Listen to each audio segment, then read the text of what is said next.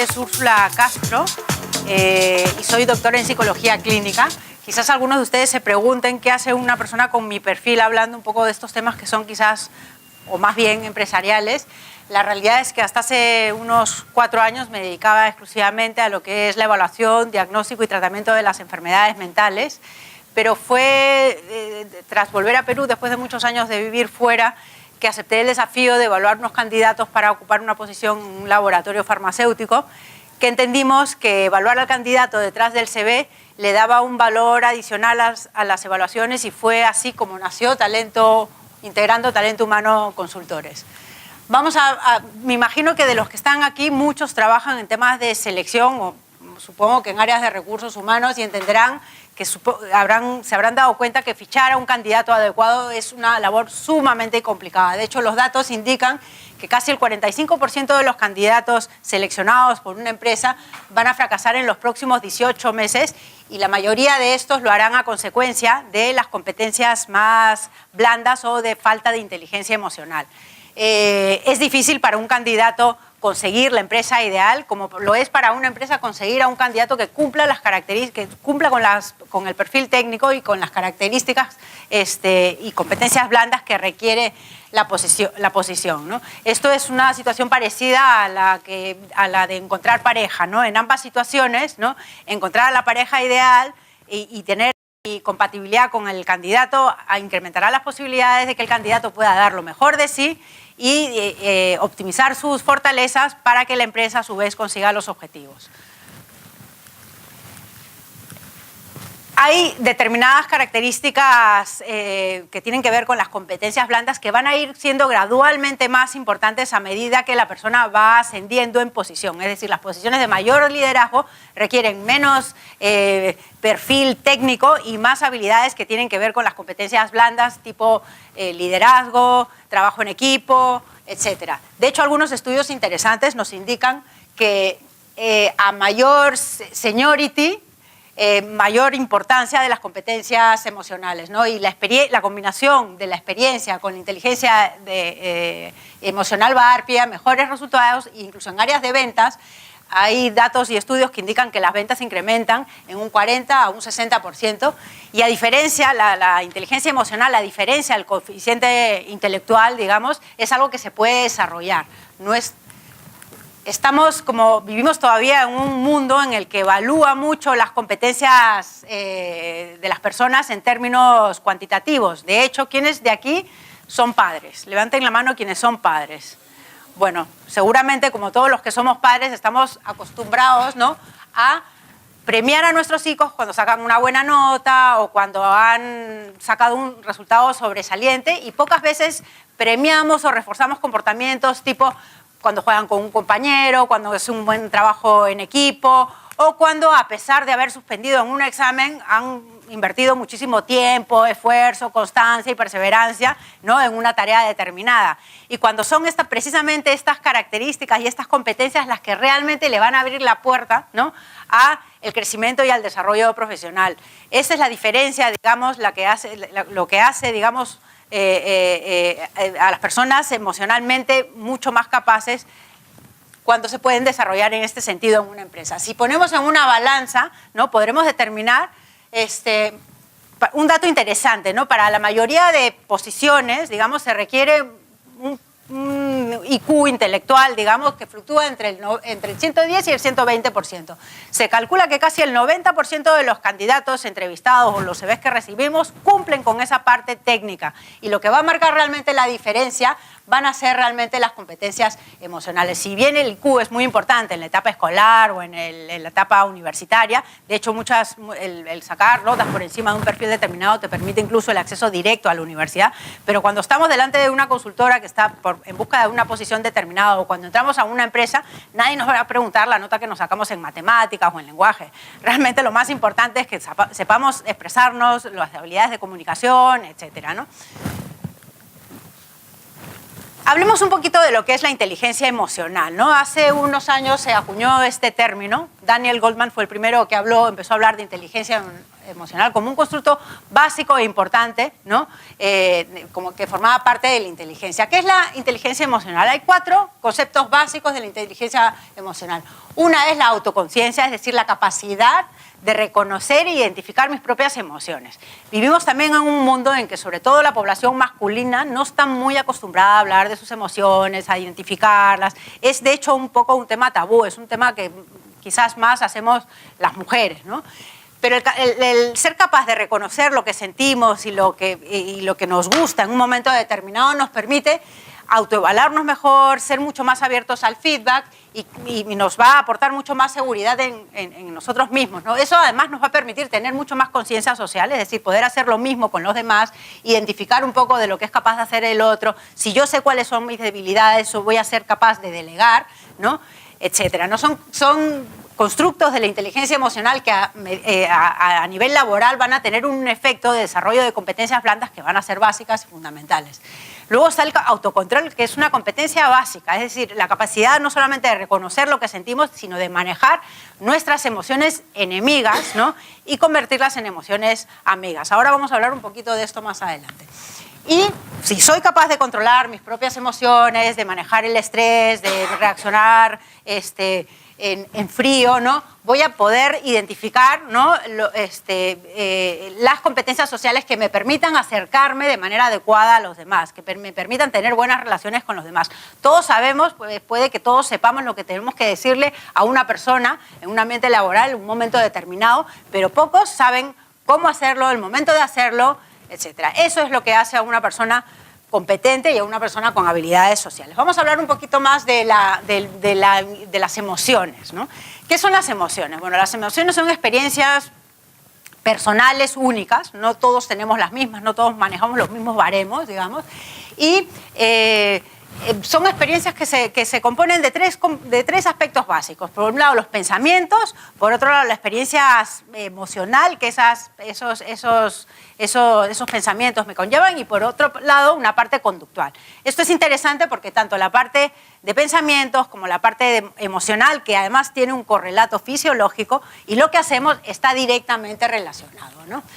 Ustedes, si hacemos una pregunta así en general de las emociones y seleccionáramos, por ejemplo, alguna de ellas, ¿no? La ansiedad, por ejemplo. Hablábamos antes de emociones amigas o enemigas. ¿La ansiedad dirían ustedes que es una emoción amiga o enemiga? Enemiga, no sé yo, depende quizás de la intensidad con la que la sentimos. Una dosis de ansiedad, que podríamos llamarle preocupación, es una ansiedad que nos va a motivar, va a ser absolutamente funcional, va a hacer que yo me prepare para un proyecto, que sea capaz de dar de manera exitosa una capacitación, que sea capaz de llevar a cabo un proyecto determinado, de manejar de manera adecuada el estrés y la presión, de conseguir las cosas dentro de tiempos determinados. Una dosis de ansiedad es buena. ¿Qué pasa con el miedo, por ejemplo? ¿El miedo qué sería? ¿Una emoción amiga o enemiga? Enemiga. Depende, y si estoy por la calle, ¿y qué pasaría, por ejemplo, de un soldado que va a la guerra, cual Rambo, sin miedo? ¿Cuáles serían las posibilidades de supervivencia? Un poco bajas, porque el miedo, aunque pueda parecer una emoción negativa en un momento determinado, ¿no? Es una emoción que me permite adaptarme a las circunstancias, es decir, el miedo me va a permitir estar alerta, tomar mis precauciones, estar atenta a todas las variables distractoras que puedan suponer el enemigo, etc. Entonces, resulta que una emoción que puede parecer negativa puede convertirse incluso en una emoción amiga en un momento determinado porque nos permite actuar de manera funcional. Sin embargo, si ese miedo se hace intenso y se convierte en pánico y yo no soy capaz de emitir ni de moverme ni nada, posiblemente esa emoción se convertirá en una emoción enemiga. Entonces, todo depende un poco de la intensidad de las emociones. Veamos un poco lo que pasa con un término famoso que acuñó Daniel Goleman para explicar un poco el componente neurológico de la emoción en caliente, que además se ha demostrado es una de las principales razones del descarrilamiento de los altos ejecutivos en los ámbitos laborales, digamos, ¿no? Seguramente todos aquí hemos sido víctimas de la activación de la amígdala de Hijack. ¿Esto qué significa? Significa cuando la corteza cerebral es totalmente anulada por la amígdala. La corteza cerebral es la parte del cerebro que controla toda la parte de pensamiento lógico, análisis, estrategia y reflexión, digamos, ¿no? La amígdala es la que controla la parte emocional. Entonces, cuando la amígdala bloquea el funcionamiento de la corteza, es cuando somos víctimas de una activación de la amígdala de Hayek. Y esto no puede ocurrir todos los días. Pues, ¿cuál es el desencadenante? El desencadenante puede ser desde un mail de mi jefe hasta de un mensaje por WhatsApp, una situación del tráfico a la que todos estamos expuestos. ¿Alguna vez no le han gritado a un desconocido o han hecho algo de lo que inmediatamente se han arrepentido? Esa es una de las características, ¿no? Generalmente es algo que hacemos en una emoción, bajo el gobierno de una emoción en caliente y que luego a los pocos segundos produce una sensación de arrepentimiento y además no solamente eso, sino que luego me quedo como unas horas y hasta unos días con una especie de, como que de resaca emocional, ¿no? Que tiene que ver con evaluar un poco las consecuencias negativas que ha tenido mi comportamiento, incluso en distintas áreas, ¿no? No sé si podemos activar aquí un vídeo. Bueno, lo haré yo. Porque yo creo que todos hemos sido víctimas de esto, hasta los líderes más admirados, ¿no? Ay, no se puede. Bueno, no pasa nada. ¿Dónde está? No se puede, no pasa nada, no pasa nada. Bueno, y vamos a sacar un vídeo en el que salían así algunas imágenes de líderes y de personajes que se supone deberían de ser modelo, ¿no? Y en situaciones donde la activación de la amígdala de Hayek se pone en evidencia. Por ejemplo, ese famoso mordisco del jugador de fútbol, Suárez creo que era. Sí, Suárez. O, por ejemplo, los políticos. Hemos visto una trifulca ahí en el Congreso y en el Parlamento peleándose a las manos, insultándose, ¿no? A PPK con sus meteduras de pata, a Keiko tirando el teléfono. Yo creo que el vídeo era una representación un poquito de todo esto. Bueno, vamos a ver. Lo bueno de todo esto es que la prevención de la activación de la amígdala de Hayek se puede trabajar. Las personas emocionalmente inteligentes son personas que son capaces de identificar los momentos previos a que esto se active. Porque una vez que eso se activa, ya no hay nada que hacer, ¿no? Hablemos un poquito de personalidad. Nosotros, integrando Talento Humano 360, una de nuestras características diferenciales es conocer al candidato más allá del CV. Si habláramos un poco de la personalidad, podríamos decir que esta se divide en 4 aspectos básicos. Un lado libre, que es el lado que todo el mundo conoce, es mi lado que yo no escondo y que muestro abiertamente a los demás. Por ejemplo, una persona extrovertida que tiene habilidades para relacionarse con los demás, que tiene capacidad para hablar en público, que es abierto, amigable, posiblemente se muestre tal cual y las personas que le conocen de esa manera. Está la parte desconocida, que es esas reacciones que tendremos en un momento que todavía no hemos vivido y que no sabemos cómo vamos a reaccionar. Por ejemplo, si ahora mismo en un tsunami, ¿no? Ninguno de ustedes sabe cómo va a reaccionar en una situación así. Es algo desconocido. A lo mejor en una situación así le sale un lado de superviviente o héroe, ¿no? Pero es un lado desconocido, ¿no? Luego viene un lado oscuro que tiene que ver con características mías, ¿no? De mi forma de hacer las cosas, mis inclinaciones, mis gustos, ¿no? De las que no me siento muy orgullosa y que no muestro a primeras, ¿no? A alguien que recién conozco, porque es algo que no me hace sentir muy orgulloso, digamos, ¿no? Y luego viene la parte ciega, que es una parte que muchas empresas evalúan a través de estas famosas evaluaciones 360, ¿no? Que lo que hacen es darle un feedback al candidato o a la persona sobre determinadas áreas de desarrollo y que puede causar una situación incómoda, ¿no? A una persona que se creía un buen líder, que tenía llegada con la gente de su equipo y luego se ha dado cuenta en el feedback que ha recibido a través de la gente de su equipo, de su jefe, que eso no le está llegando a la gente. Las personas que tienen inteligencia emocional son capaces de recibir abiertamente este feedback, ¿no? De entender que si posiblemente la totalidad de las personas con las que él trabaja le están diciendo que es un jefe autoritario, algo de eso sea absolutamente cierto, ¿no? ¿Qué son capaces de hacer las personas que son emocionalmente inteligentes? Las personas que son capaces tienen espacios de reflexión en donde se preguntan si funcionó bien lo que hice, cómo me siento con el resultado, si finalmente lo hice bien, cuáles fueron las consecuencias, podría haberlo hecho distinto, porque en todas las situaciones y en todos los proyectos siempre podríamos haber hecho algo mejor, y eso me permite además aprendizajes que puedan mejorar mi eficacia, digamos. El desenlace hubiera sido mejor, si hubiera sido distinto, etc. ¿Cómo evaluamos a los candidatos para llegar a su lado más profundo y a entender un poquito a la persona detrás del CV? Bueno, uno de los aspectos que hacemos, que es muy importante, es analizar un poco lo que es la línea de vida de la persona. ¿Qué significa esto? Hay determinados momentos en la vida de la persona que son momentos históricos. ¿Y por qué le llamamos históricos? Son históricos porque uno ya nunca vuelve a ser el mismo después de algo que ocurrió, ¿no? Y esos acontecimientos o situaciones van a determinar, nos van a permitir evaluar y entender efectivamente la prioridad de las motivaciones, ¿no?, de la persona, nos van a permitir entender los recursos emocionales con los que pudo hacer frente a una situación de estrés, los roles asumidos en su familia, si es el líder, si es el paño de lágrimas, si es el, ¿no?, un poco, y nos van a dar pistas muy interesantes sobre su perfil de personalidad, ¿no? Las situaciones vitales estresantes no son las mismas para todos, cada uno tiene un esquema, ¿no?, de valores y una escala de valores que hace que le demos un valor importante a un estresor y menos a otro, ¿no? Por eso la línea de vida de las personas nunca es el mismo y es lo que nos convierte en personas únicas y especiales, ¿no? Hablando un poquito de la línea de vida, cuando hablamos un poquito de la línea de vida, también hablamos un poco de las cosas que para la persona han sido especialmente importantes en su vida, ¿no? De las personas que le han generado pasión, de las situaciones en las que la persona ha podido disfrutar, de las situaciones que han supuesto un estrés importante para ella. Por eso también es bien importante conocer un poco la estructura familiar, la situación en la que se encuentra el candidato en el momento que va a ser evaluado. No es lo mismo un chico que está soltero, que no tiene ningún compromiso, a una mujer que tiene ya 2 responsabilidades, porque tiene 2 hijos, ¿no?, que alimentar, que es madre soltera. Eso también hablará mucho de los recursos de la persona, es decir, una madre soltera que ha sacado adelante a sus hijos, que ha trabajado desde que tiene 18 años, nos dirá un montón también de las competencias y fortalezas laborales, ¿no?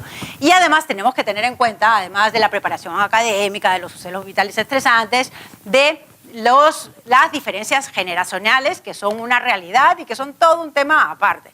Tenemos los baby boomers, ¿no?, que son las personas que tienen son mayores de 50, que ocupan posiciones estratégicas en muchas de las empresas, pero que son personas que tienen un perfil determinado, que tienden a establecer relaciones ya un poquito más verticales con la gente, son más de papel, de horarios, ¿no?, pero tienen mucha sabiduría y mucha experiencia que aportar.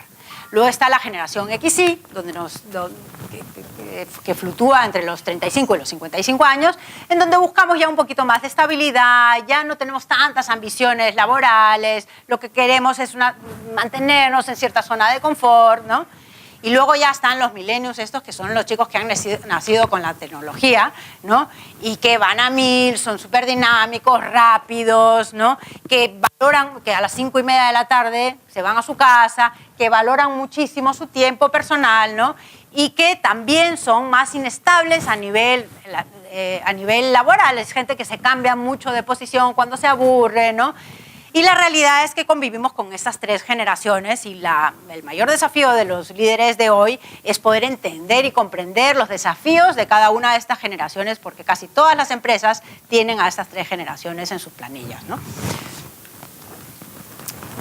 ¿Cuál es la idea? La idea es que las consultoras, como integrando talento humano 360, nosotros lo que intentamos es convertirnos en socios estratégicos de las empresas y que la empresa se dedique a su core business y deje en manos de los especialistas la evaluación de sus candidatos, ¿no?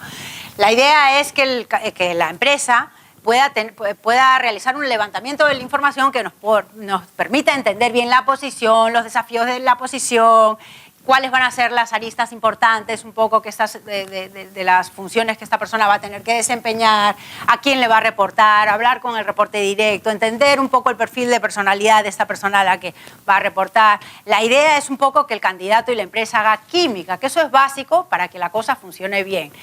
Como decíamos antes, esto es como las relaciones de pareja, y como en las relaciones de pareja hay relaciones de dependencia, relaciones basadas en el miedo y relaciones que son tóxicas, que a veces por mantener a un candidato en una posición determinada, porque lo necesito, porque me hace determinadas actividades operativas, no prescindo de él porque me da miedo, ¿no?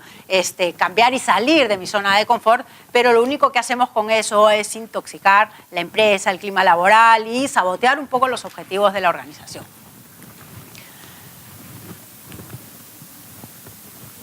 Uno de los aspectos fundamentales, y yo creo que en esto todos coincidimos, es la revisión del CV. O sea, es el punto de partida, es un factor importantísimo y es el factor de entrada para empezar el proceso. Pero la realidad también es que el 50% de los CVs, aunque parezca mentira, contienen información incorrecta, inexacta o no fiable, ¿no?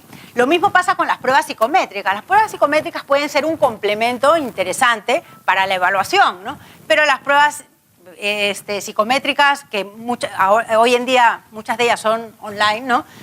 Por un lado no miden la inteligencia emocional, porque eso no se mide en términos cuantitativos, digamos, ¿no? Y son fácilmente manipulados, ¿no? Es decir, si a un candidato le mandamos una prueba y el candidato contesta 5 días después, esa prueba ya no es fiable, ¿no? Ahora, si el candidato contesta rápido, hay variables que nos hacen entender un poco no solamente el perfil del candidato, de si está motivado o no, sino también la posibilidad de considerar esto como un dato fiable, digamos, ¿no? Luego, un aspecto importantísimo e interesante un poco de la evaluación del candidato tiene que ver con las referencias laborales. Esta va a ser la prueba de realidad que nos va a indicar qué tan capaz un candidato ha sido de desempeñar sus funciones en la cancha, ¿no? Entonces, esto también nos va a permitir señalar y detectar todas las incongruencias, ¿no?, de su CV. Es decir, si el candidato me dice, por ejemplo, la candidata me dice que ha participado en un proyecto y ha sido, ¿no?, un eje principal en una situación determinada, también se puede preguntar eso a la persona a quien le estamos haciendo las referencias, a la persona que nos está dando referencias, perdón, ¿no? Entonces, por eso es importante intentar contactar a más referentes y si podemos buscar referencias alternativas, ¿no?, referencias que el candidato no nos ha dado, mucho mejor todavía. Entonces, la idea es que hagamos una especie de evaluación 360 que nos permita, ¿no?, saber qué también se ha desempeñado esta persona a nivel su jefe, proveedores, dependiendo de la posición, proveedores y colegas, clientes y subordinados, ¿ok? Normalmente las entrevistas se hacen por teléfono y cada posición se evalúa de manera distinta en el sentido de que se hace un protocolo específico de qué preguntar, de qué es lo que nos interesa saber a través de el teléfono, salvo que la persona viva fuera. En ese caso se hace a través de los correos electrónicos. También es importante que cuando evaluemos una competencia determinada y queramos determinar un poco las competencias blandas o la parte, digamos, emocional que tiene que ver con una competencia determinada, entendamos que no todas las posiciones son las mismas. Es decir, a mí me interesa, para un jefe de informática y a un asistente de planillas, los dos tienen que tener adaptación al cambio, pero sin embargo, como el jefe de informática, lo que me interesa es que sea flexible, que sea capaz de adaptarse a los requerimientos y que tenga un buen manejo de situaciones inesperadas. Sin embargo, con el asistente de planillas me interesará que sea una persona que tenga orientación al negocio, que sepa si en un momento dado puede escalar o saltarse una posición para pedir o hacer un requerimiento porque la planilla no se va a poder pagar a fin de mes, ¿no? Entonces son competencias que aunque sean las mismas se evalúan de manera distinta de acuerdo a las posiciones. Lo mismo pasa con posiciones como estas dos, por ejemplo, ¿no? En definitiva, creo que durante los procesos de evaluación está claro que vamos a seguir revisando los CVs, vamos a seguir entrevistando por competencias y vamos a seguir enviando pruebas psicométricas y pasando referencias laborales, pero lo más importante es conocer al candidato detrás del CV. Muchísimas gracias.